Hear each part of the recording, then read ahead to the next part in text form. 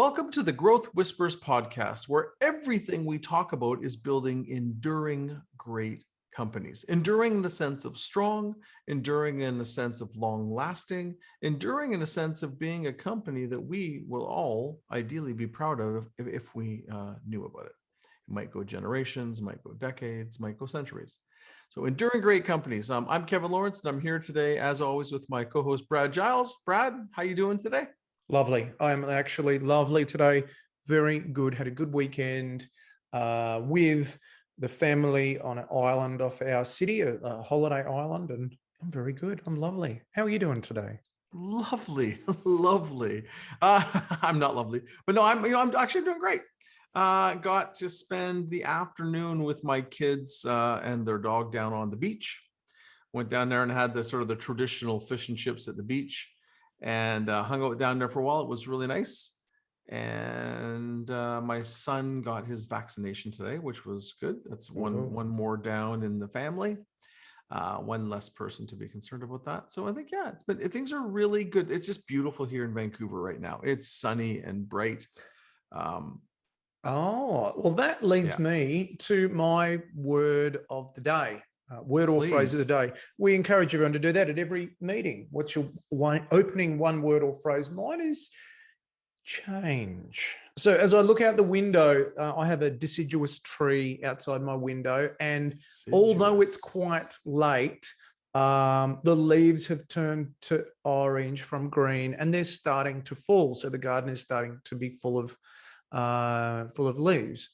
And it made me think about the change that happens in our companies. And do we have a seasonal company? Many businesses have a seasonal aspect. Maybe in summer they're quieter or busier.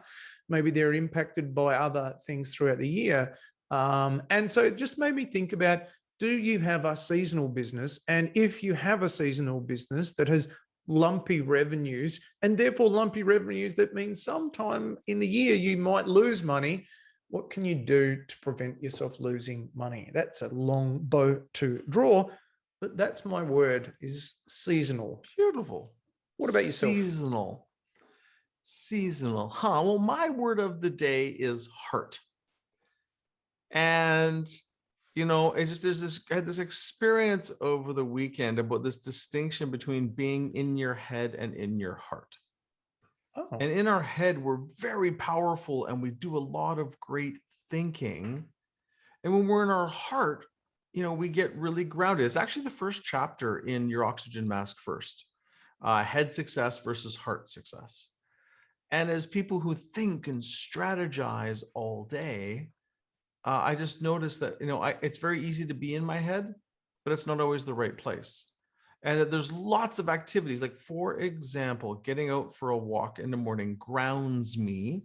Grounding, pulling my energy down from my head into my heart. Breathing exercises, bringing my energy from my head down into my heart. And I just noticed that I make the best decisions from my heart, and not the emotional heart, like where I'm, feeling, an impulse purchase or something like that. Yeah. Where I'm just like grounded in my heart. I'm the best version of myself. I am the most compassionate. I see things the most clearly. But yeah, and so it just, just the power for all of us of being in our heart. And that's usually some sort of time when we have space to slow down, contemplate, meditate, get grounded in this frenetic world we're in. I mean, my world's very frenetic. I'm always doing way too many things. So, and I feel the best and have the best impact on people. So yeah. Okay. Heart. So now I look forward to one of my favorite parts of the episode where you merge the two together and give us some wisdom around that. What was your word again, Brad? Seasonal heart. It's the season of the heart, which would be like perfect for February, where they have Valentine's Day. And yeah, it's the season of the heart. That is how I'm going to bring, and that's all I really got. It's not that great, but I hope the rest of the show is notably better. Or heart season. No, it just doesn't play today. So let's jump into today. So today, what are we talking about? Oh, we are talking about the brutal facts. The brutal facts, the things that people are reluctant to talk about in a business. It is one of my favorite topics. Every single quarterly workshop and annual workshop, I'm talking about this with teams. What is the brutal facts? What are the things that you're reluctant to talk about? Bring out your brutal facts. Bring them out and we will put them on the table. What an interesting topic we can talk about today. Yes, I love them too, Brad, because what we found is a lot of times when we go into companies, they've been dancing around the core issues and they're not really talking about what they need to talk about. And it takes a boatload of courage and conviction to do it. It's not easy for a lot of people, especially if you don't have a lot of trust. Yeah. And it's part of our discipline where it's almost like we create a safe space. We create an environment where all those tougher issues can come out and get resolved. And I love it because, when you deal with the ugliest issues, there's not much that goes wrong with the business. There's just every day.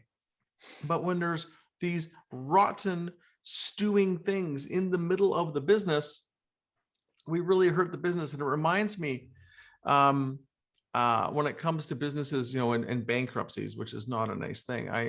I remember I sat beside this guy, and I actually got to look him up. His name was Russ Law, probably 20 years ago. And when you go to those breakfast events, right? Like a chamber of commerce, you go to a breakfast event or a workshop and there's 8 people at the table and, hey, who are you? And you meet everyone. I kind of miss doing that, actually. I didn't love it, but I would love to do it again. And I sat beside this guy. His name was Russ Law, and he was a trustee in bankruptcy, and he was the best. And, in Canada where I'm from, we have one of the best hockey players when I grew up was named Wayne Gretzky. He was like legendary hockey player. Well, he's kind of like the Wayne Gretzky of bankruptcies. So I'm curious as hell. And I'm talking to Russ and going, Russ, like, how is it that these companies end up going under? Like, what's the deal? And he goes,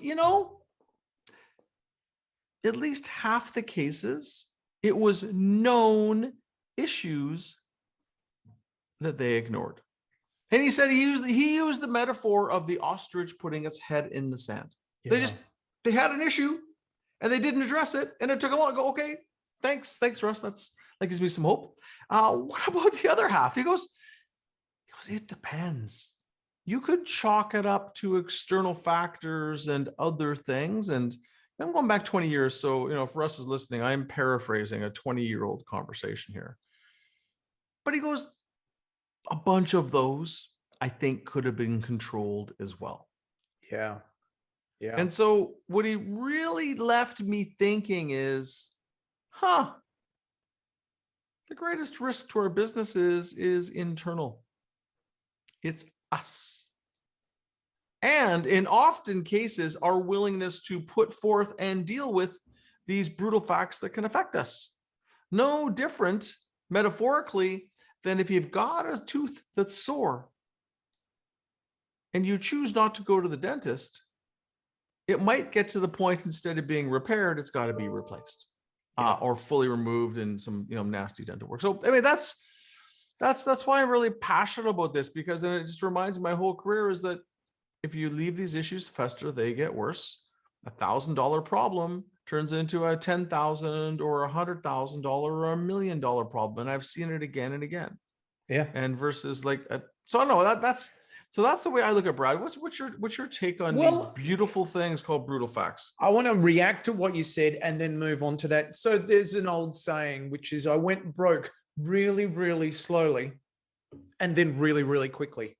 It builds up. Now, it could be about going broke, but it could be about the person who sits at the desk in the corner that no one wants to talk to, who's a toxic A player. It could be about a customer. It could be about a process or a system. It could be about any of these things. But unless we can clear up these problems that people are reluctant to talk about, it has a manifestly awful impact on the business, especially when you get a heap of these things building up.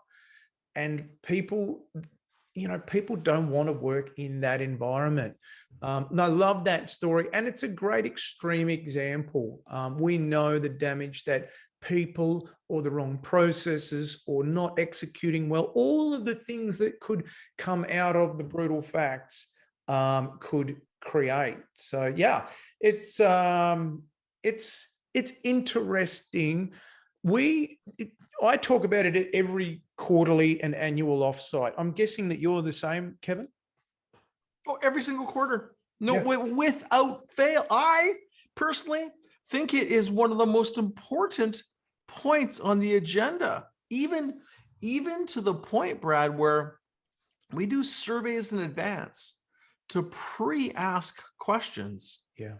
So people can flush it out and do it anonymously. We do it at multiple levels in organizations sometimes, because I want to know, even Brad, in those prep questions, I have a spot where they can submit to me privately a super brutal fact that they don't want even to put in a survey. Yeah. Because it's every, otherwise we can be wasting our time addressing all these nice little strategies or tactics when there's a nuclear bomb over in the left-hand corner of the room that we're not even aware of. So yeah.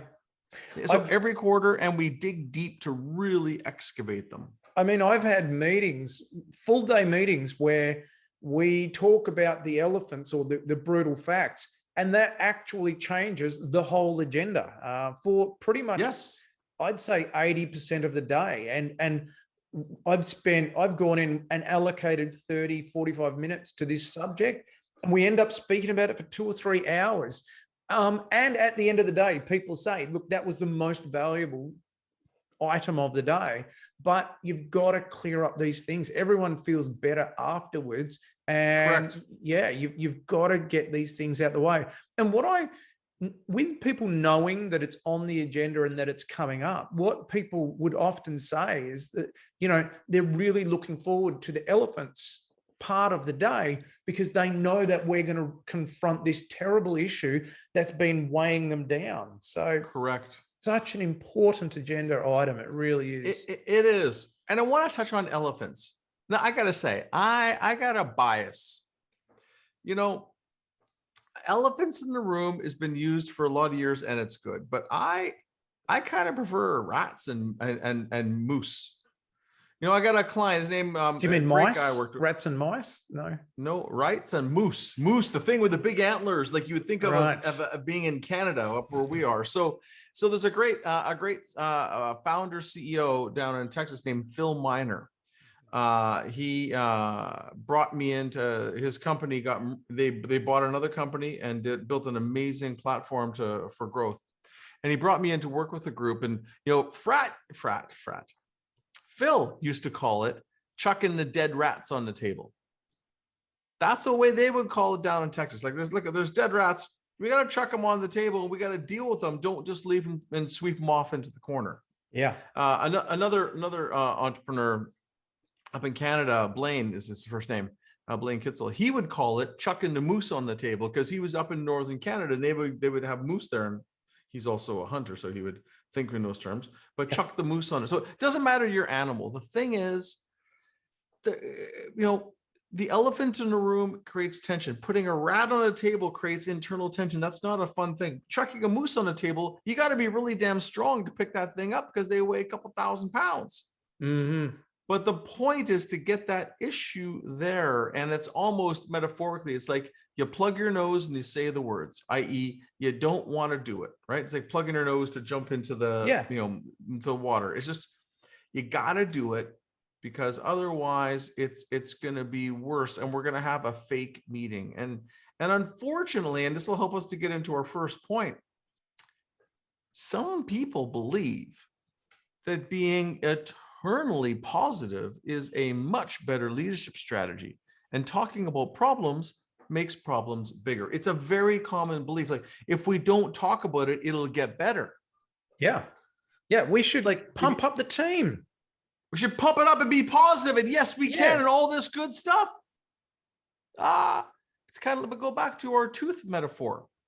If you've got a cavity, not talking about it and ignoring cavities, especially after a certain point, generally they don't go away. The pain's not going to go away. There is a self-healing ability for a tooth. Interestingly, if it's a minor one, my dentist told me that they actually can self-heal sometimes, but at a certain point, it's a point of no return. And so with these issues, some people think their job as a leader is to be positive and to inspire people. Problem is, if there's a freaking elephant in the room and you're not talking about it, you have zero credibility. Yeah. Yeah. Because people look at you, because it's like they know the elephant exists. It's not surprising. Yeah. Most people know about these issues. They just see that the leadership's too chicken shit to talk about it. Pardon my language. You know? Yeah. The leader is just like, they know. Why aren't you addressing Frank, who's been here for 24 years and doesn't do anything, or you know, Julie, who's toxic or whatever? I'm just making up names. So it's people. A lot of people try to be eternally optimistic, but those are amateur leaders. You do need to be optimistic, but you also need to be realistic to have faith and credibility and to make the right decisions. You cannot only make the right decisions based. So I'll summarize the Brad, then I got something I want to say. But it's the negatives of only being positive. You know, that maybe you're, you know, and even in salespeople who are only positive don't sell as well as salespeople who also will tell the truth in some cases and point out weaknesses. You know, Robert Cialdini in his books has a great piece on that, which we can get into another time. But go ahead, Brad. There's a time for being positive, but it's not all the time. There's and talking about the brutal facts is not being the opposite of positive, which is negative. Talking about the brutal facts is simply confronting the issues at hand, which if you do not confront the issues in dealing with facts and not opinions, very important distinction. What are the brutal facts, not your opinions? Yeah. If you don't do that and you're only positive all the time, you're never going to address these underlying issues and people will become disengaged.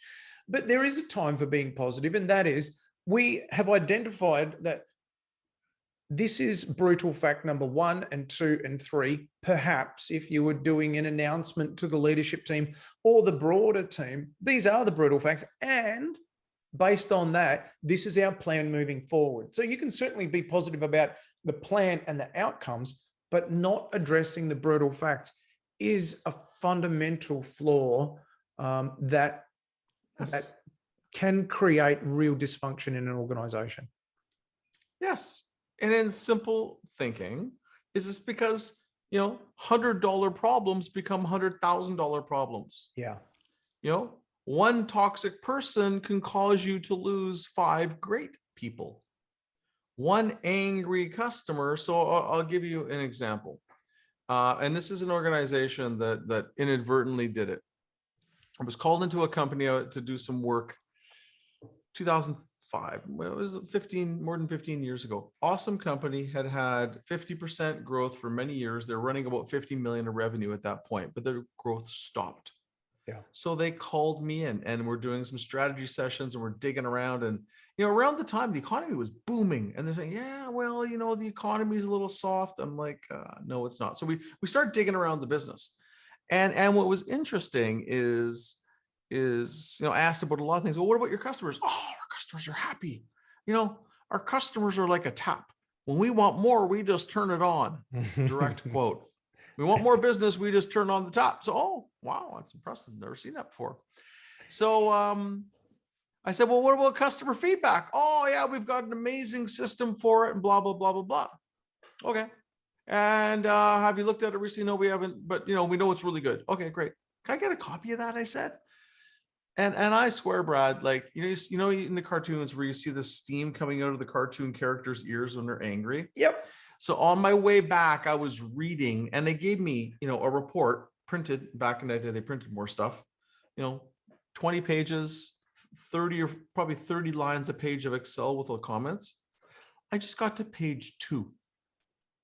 The customers were screaming in my ears. There were 3 issues in a premium branded company that was highly regarded, 3 issues about 3 products that were driving the customers crazy. The executives did not have a clue. Yeah. They were out of touch because they were pissing their customers off and a couple of the products were not good. not up to their standard. And that feedback actually wasn't getting to the table. So it wasn't even a case of that people knew it and weren't saying it. People didn't know it because they weren't actually even looking. They didn't have the right data showing up in the meeting to have that. And that's why to this day, I always want to see customer data and employee data in addition to financial data in our meetings, because it's not that the people need to declare the brutal facts. Sometimes the facts set, the report will tell us the brutal facts. The point of it is that it's insanely powerful, mandatory, and it creates. So that company was growing, 50% a year. They hit about 50 million. It took 3 years to really get the growth growing again. They killed the growth engine. Yeah, they didn't shrink, but they didn't grow. Yeah, and this is the opportunity. And what's important is when it's in a rhythm. So for me, it's typically about every quarter. I reckon that if you're having this type of exercise, which is a dedicated, let's say half hour or more, to what are the brutal facts? Let's say if it was every quarter as a part of your strategic planning and execution framework, it's a rhythm that these things tend to build up. If it was every day or every week, it wouldn't be enough. But being every single quarter, it's enough time that these issues can build up to the point where there's a little bit of tension that needs to be released through this mechanism for us to kind of free the path that we can continue to grow. That rhythm of releasing that tension, it means that people are able to look forward to it. They're able to analyze and think about it and think to themselves as leadership team members, you know what, we really need to talk about this at our offsite. We really need to address this issue. So I had an issue recently. One of the elephants in the room was we're not achieving our our profit targets. We're not achieving our profit targets. Okay. Why is that? What's the facts around that? So it's the first kind of question that we've got to get to. What are the kind of facts? How do we know this is real? What's the real issue here? So we dug into it. And it appears that one of the departments, the divisions, was a longer standing area of the business that there was an emotional attachment to, but they weren't really making the numbers because the industry had changed. The industry had that component where they sold into, or that part of the industry had changed enough that the margins weren't viable in this industry now unless you had economies of scale. And no one really wanted to talk about that before that point, because it was like, if we close our eyes, we love that part of the business so much, maybe we can just get on with it. Maybe, we can worry about something else, or overall, we're doing okay. We're doing pretty good. But then, we've got to pay out a certain amount for the losses that part of the business is making. So without that mechanism, it would have taken much longer for us to find that out. And that's the beauty when it's in a cyclical rhythm, the elephants, that we can keep asking, keep applying that tension. Yeah, and when you're doing it every quarter, you get into a flow where they're always kind of on the table. And after, a year or two of doing this, it just naturally happens. And it's a way to help you recalibrate your plans. I mean, I'll share some examples, some other ones that have come up that have been massive. We had one that came up that although we were having record profit growth, we weren't having unit growth. Mm-hmm. So basically, we weren't growing, but we were making bucket loads more money because one division was killing it like crazy. But the overall business wasn't. And that's a concern, because no unit growth, but profit growth is not sustainable. It's great. Take it while you can. That was one. Another one that we saw, I just think, well, there's one that a company didn't deal with, was a massive change in the industry, and they didn't quickly enough change their business model. That's a long story, and I don't want to criticize the client, but that was a very painful one to watch because they wouldn't make some tough calls around some brutal facts. We had another one as simple. And this gets into like, the process is that how do you address them? So we prime people up front with surveys to ask about the brutal facts so that we, are prepared going in the room, as I mentioned earlier. Then in the session, it's about brutal facts. And then we put the question is, what are the brutal facts that we must address or critical conversations we need to have in this meeting, right? So we open up to both categories and we make a big list of them. And then we sort them out. And then depending on what they are, we use that list as context for the rest of the meeting. Yes. And when we're reviewing we keep adding to it. And then when we're deciding the priorities for the next quarter at the company level and department level, we then go back and look at those to make sure that we've taken into account what we need to take into account. That's the brutal facts as context. But sometimes there's something that needs to be debated. And when we rank them, we'll say, you know what, we need to dig into this one. So we take our number one brutal fact, and Jim Collins taught me this exercise. I love it. And we list all the facts about the brutal fact, because it's already sensitive enough to put the brutal facts on the table. So I'll give you an example. This is when the finance team was failing in a company and not giving the company what it needed. It was a serious issue. The CFO at the time, I think, was just over his head. And he was a wonderful man, but it was hurting the business. So that's basically, hey, an executive and her team aren't doing their job. Not a nice conversation to have. So we took, not able to get what we need from finance as the brutal fact. It was number one. We split up into groups and everyone made a list about the facts, about the brutal fact, not the opinions, because that's judgmental. Yep. What are the specific facts? I can't get my margin report. My inventory report doesn't correlate with the inventory count, or whatever it is, like specific things, or requests are taking 7 days to get done. So we mapped them all out and we created a massive list of the facts about the brutal facts. Then now we can have an intelligent, unemotional, unjudgmental conversation of saying, okay. And by that time, the CFO was like, wow, this is so helpful. And then we went and worked on the 2 or 3 things that we thought would add the most value. So list of the brutal facts, prioritize them. What's that number one? And if indeed you do need to debate it, you think it's that type of thing that won't get taken care of by others, what are the major facts about the brutal facts? Then have a conversation so you can, you can dig into almost anything with that very nice way to work with it. So yes, that's right. So what we're hearing is that it's not just saying this is the brutal fact, it's what you do with it. You can't just say, there's a brutal fact, our finance department isn't performing. We need to then say, okay, what are the facts about that? Or what's the real issue here? Or dig deeper, because in my experience, it's that digging deeper that helps to give us the insight for really what we want to know is, at the end, like, what do we need to do about it? In the next 90 days, what is the actions that we need to do to begin to address this elephant? Because it's all well and good, go and talk about these things, but unless there's some action, everyone will feel it's worthless. Yeah, and the thing is, and you don't always need to take action.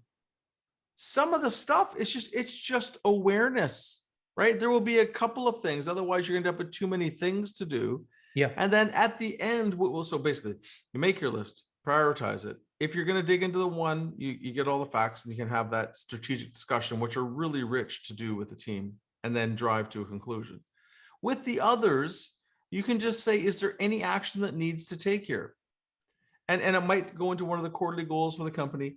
It might go into a department plan. And there might be one that separately gets actioned, or, just like a potential filling you might need, the dentist says, let's keep an eye on it and we'll look at it again in 6 months, because these things will come up. The key is to be able to know that you're addressing these major issues that might get in your way, and that people can have trust and have faith that we are going to deal with them.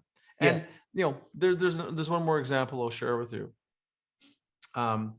where there's been a brutal facts about a concern about another department, a sensitive issue that probably is not appropriate to really dig into in the room.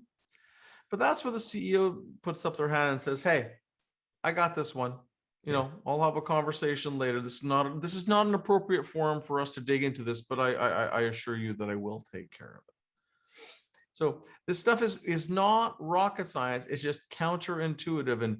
And who would think that spending 15 or 20 minutes every time you have a quarterly strategy meeting to address the negatives in the end can be one of the most positive things that you can do.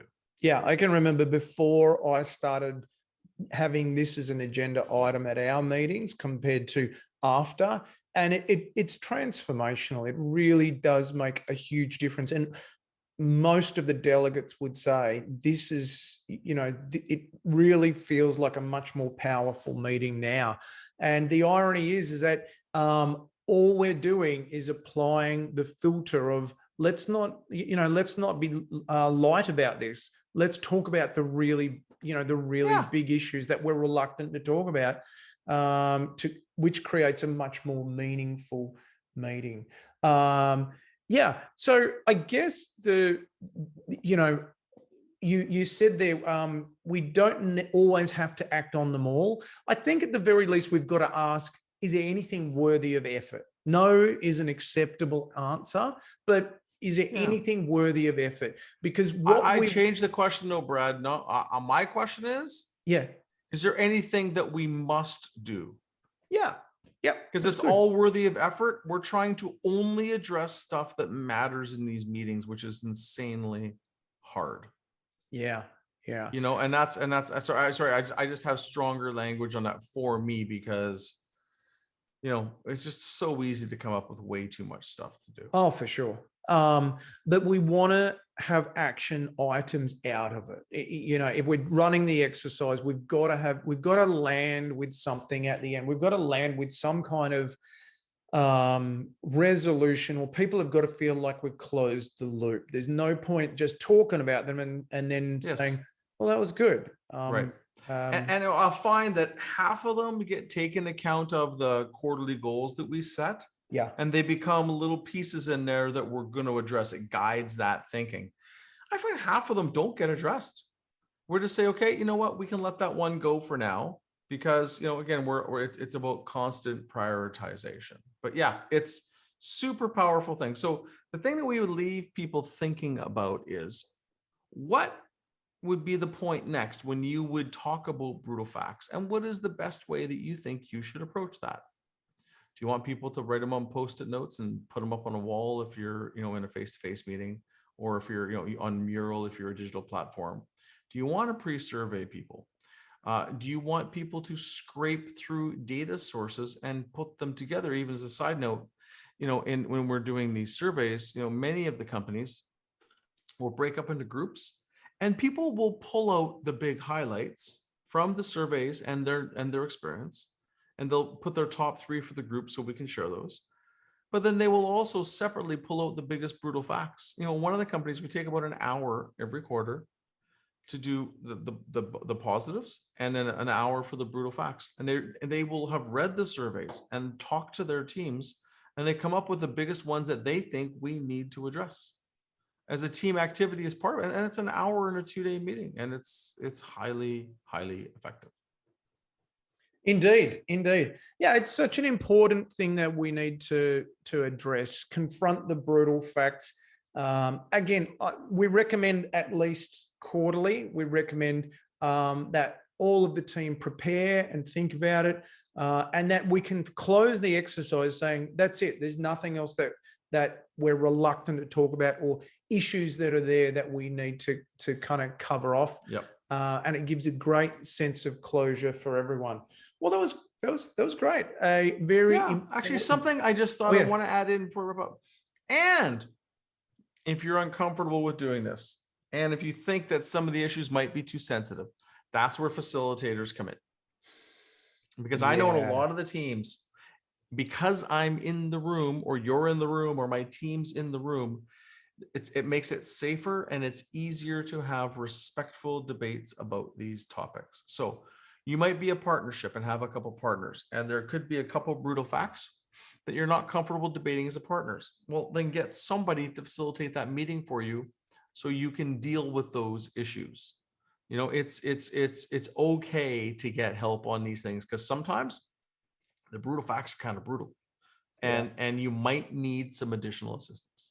Yeah, it's funny you say that, because I was actually thinking that as we were going through the episode today, that there have been people who've said to me, we can't do it without you in the room. And what I mean by that is, it's very hard to be absolutely, like, we create that environment where people are completely comfortable, and it's a controlled environment, which really does matter. Well, that was a good way to close. So a quick summary, I guess, of where we've been. We've got to confront the brutal facts on a regular basis, because these things will creep up on you. These things will fester. And then unless you address them on a regular, structured basis, you could look around and have all of these festering rats or mooses or elephants or whatever you call it, these things all around the business that are just problems that are just festering away, that aren't being addressed. You can't always be positive. Our recommendation is once per quarter. And how to address it, we don't have to act on them all. We've got to identify what are the big things that we must act on, to use Kevin's must phrase there. And then really digging into the list. If you so desire, you can say, what's the number one? What are the actual facts around this? Okay, so with that, let's move to close. This has been the Growth Whisperers podcast. I'm Brad Giles. You can find me at evolutionpartners.com.au. And as always, joined today by Kevin Lawrence, who you can find at lawrenceandco.com. I hope you have a great week. We look forward to talk to you again next week about building enduring great companies. But for now, have a great week.